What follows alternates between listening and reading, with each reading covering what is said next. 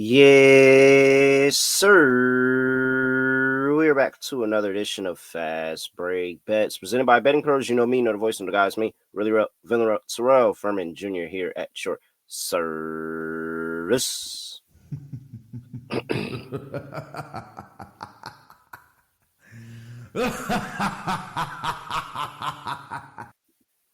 All right, it was an interesting Tuesday with a lot of bets on the board, and some went well, some did not. I'm going to actually go through the actual emotions that I felt as I went through the betting slate on a Tuesday because it was literally a roller coaster. And I mean, it started early. We had the Hawks team total under 119 and a half. The Milwaukee Bucks have not given up 120 points since February 9th. The game already started out very, very high paced. It clearly was going to the Hawks' pace of play. Uh, not enough stops for the Milwaukee Bucks there. The Bucks end up turning it around and taking a lead, but just not enough stops. You get to that fourth quarter, and there was actually hope. There was hope that we could actually get a last, bad defensive quarter, fourth quarter. A bad offensive quarter by the Atlanta Hawks.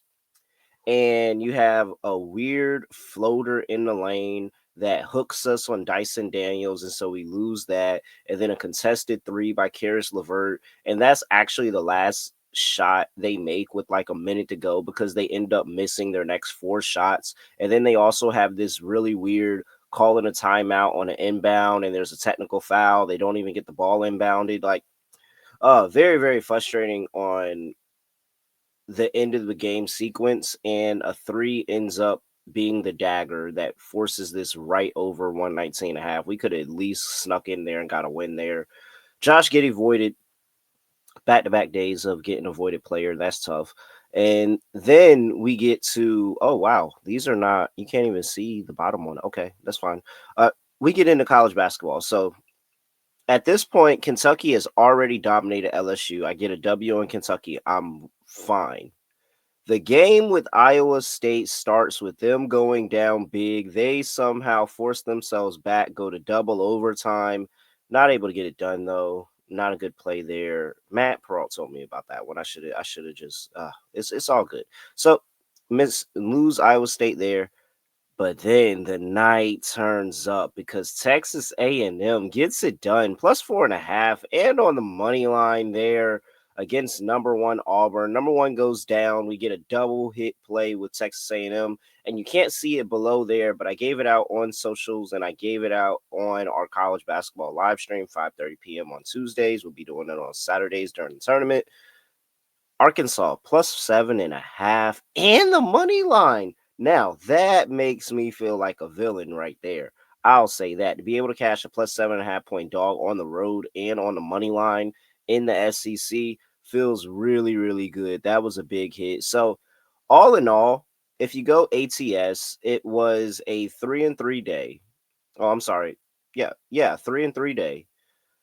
I would have really, really, really, really, really liked to get the NBA plays to go. I feel like that would have been a massive day, but it was still a pretty good day. We got some plus money plays that were able to go. We cashed the 3-1 on our college basketball plays. So that was very solid. All right. I have three plays for you. Yes, I have three plays for you here on a Wednesday. Let's just go ahead and jump into the first play because I'm not wasting any time. I am fading the Clippers. Like, I am absolutely fading the Clippers here. Clippers are catching 3 points here over there at Bet365. Make sure you go tap in with Bet365, one of the newest sponsors or affiliates of the show, I should say. We do have a link if you go over there and go to bettingpros.com/bet365. You can bet $5, get $150 in bonus bets. So very, very good promo there. Able to go in there. And I'm using these lines from Bet365. So Bet365, very, very good. If you like money line plays, Bet365 is really, really good for you in terms of they give you early payout. So if your team in the NBA, and I think in college basketball as well, I think it's the exact same for college basketball as well. If your team goes up 20 20 plus points in college basketball or in the NBA, then Bet365 will pay out your bet immediately. Like they'll go ahead and pay you out. You won, and you don't even, so you get to avoid a second half comeback or anything like that. So make sure you go over there and get Bet365. BettingPros.com/Bet365 if you have not already. These lines are coming to you courtesy of Bet365 right now. So, like I said, I have Pistons laying 3 here. I am fading the Clippers. The Clippers have been horrible, and I really, really wanted them to pull out that win against the Phoenix Suns. I don't know how they found a way to lose to the Phoenix Suns, but they did. I really, really wanted them to pull out that win so I could just have even more reason to fade them here today. But they've been horrible. They haven't been able to cover what is this now? 9 of their last 11 games. They've been horrible overall. The Suns are just a bad team, and the fact that they lost that game after being up and let them come back, it was like a 20-point comeback. So nonetheless, you have the Clippers who, since the All-Star break, are scoring 107 points per game. That's 25th in the NBA. They're not really defending that well. 20th in defensive rating. They are horrible on the glass, not rebounding well. Their turnover rate is in the toilet. They are allowing a lot of free throws and allowing teams to get to the line, and teams are very, very efficient against them. Effective field goal percentage since the All-Star break is 58%. That is 29th in the NBA. Only one team is worse than them. Meanwhile, you have the Pistons, who are third in defensive rating, giving up 111 points per game. That is 11th in the NBA. They're scoring 123 points per game. That is fourth in the NBA in that span. They're red hot, one of the hottest teams in the league right now, covering 6 of their last 7 since the All-Star break. Meanwhile, the Clippers have not been able to cover a game since.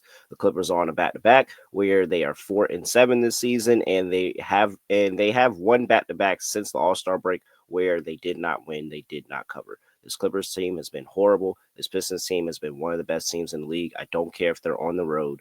As a road favorite since the All-Star break, they're 3-0 ATS. I like the Pistons to go out here and just continue to dominate and beat a really, really bad Clippers squad that is coming off of rest, and they've already announced Kawhi Leonard isn't going to play.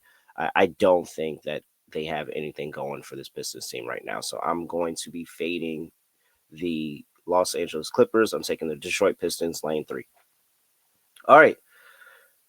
That, I mean, the Clippers have a lot of challenges going on in their organization right now. Speaking of challenges, welcome to this week's Chasing Challenges, brought to you by Microsoft. Just like the athletes who push boundaries and redefine what's possible, business decision makers are turning challenges into opportunities. Microsoft meets you where you are with tools and guidance that help you make an impact with safe, secure AI solutions. Players and teams are facing their own challenges. In this segment, we spotlight athletes or teams that are currently undergoing a challenge, what this means from a fantasy or betting standpoint, and examine how we think they can overcome them. Whatever challenge you are facing, Microsoft empowers you with the expertise to say, bring it on. And this week, I really thought about pushing the envelope and talking about Anthony Edwards' challenges that he has going on right now. I'm not going to do it to him because Ant's my guy. But Anthony Edwards has a lot of off-the-court challenges going on with him right now. I, however, decided to talk about another person that I do rock with very heavy.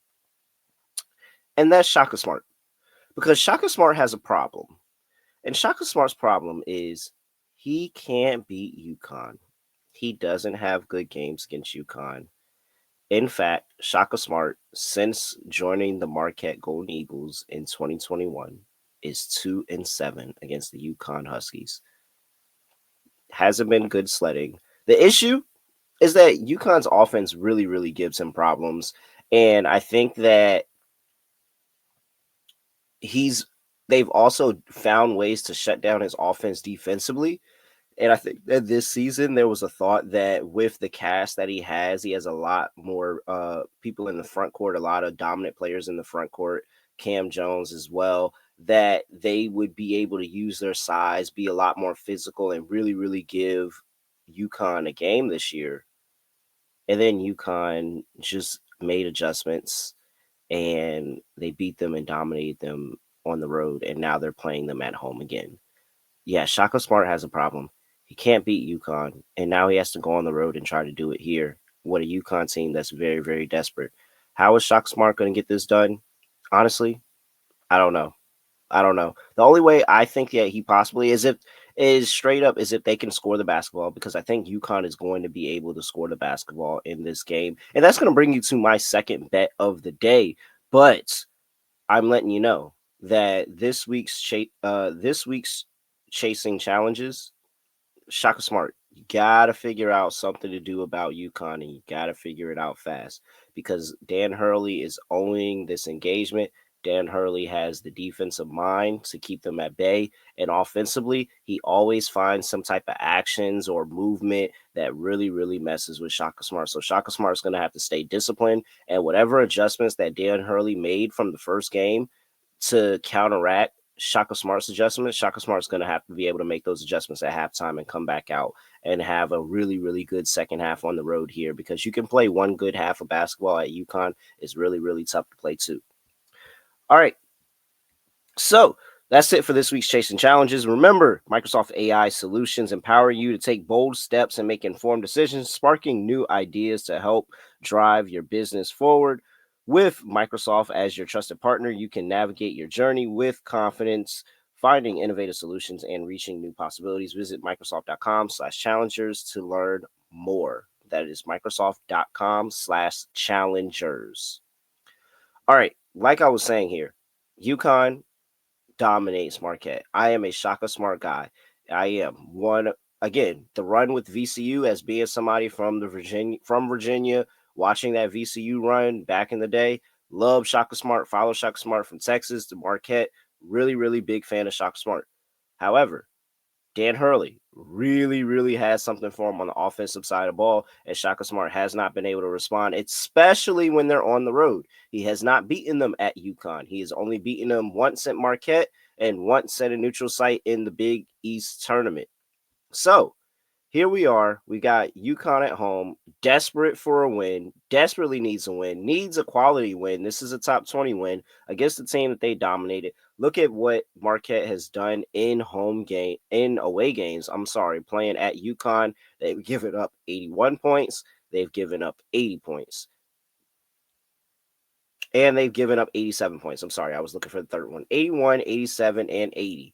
Averaging 80 points per game, giving up 80 points per game to this UConn team isn't going to be very good for you trying to cover a spread here. So there are two bets that I like. I made one official. There's probably one more that I'm probably going to end up betting. I am laying the points, and I'm taking UConn laying 3.5. I think this is too important of a game. They have to dominate. They have to look good and continue to build that resume for the tournament. Plus, Dan Hurley, really, really dangerous in March.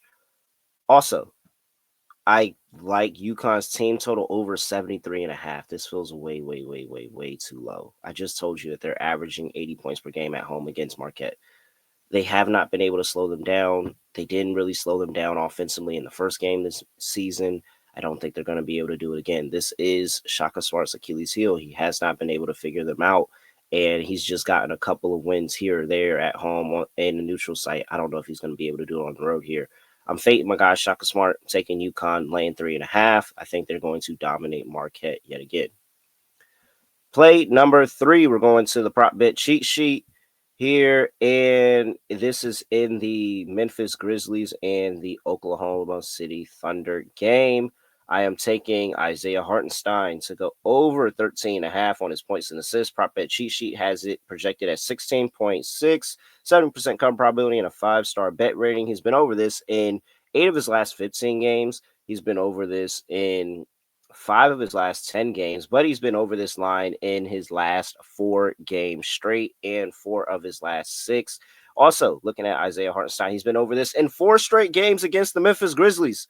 He has dominated Memphis in this matchup. One, because when he gets the ball inside the post, not only is he agile enough to be able to go score, which Memphis very much struggling over the past 3 games. Memphis is the last place team in terms of points inside the paint scoring by the opponent. They have not been able to stop anybody inside the paint. I think that the bigs are going to dominate here. Bigs have had a very, very good track record against Memphis recently. Oyeka Okongwu got over his points and assist prop, but that was really more of the scoring. Bol had a good day. Karl Anthony Towns found himself the double figures, even though in a bad game, and that's all we really need from Isaiah Hartenstein here. Jared Allen had himself a little game there, being able to get into double figures. We're at 13.5 here on the points and assists.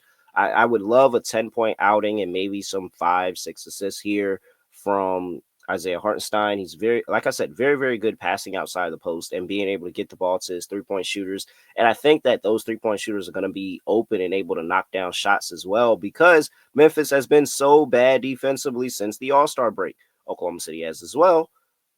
But so I think that we're going to see a lot of points on both sides. We're going to see a track meet. And when Oklahoma City gets in their half-court sets and they start playing through SGA, start playing through the bigs, I think that's going to really, really open up Isaiah Hartenstein. I do kind of like Chet Holmgren as well in this game. It's just he hasn't been as consistent as IH has. So I'm rolling with IH here over 13.5 points and assists. Got that at Bet365 as well, minus 125 odds. So again, make sure you go check out Bet365. Use that affiliate link, bettingpros.com/bet365.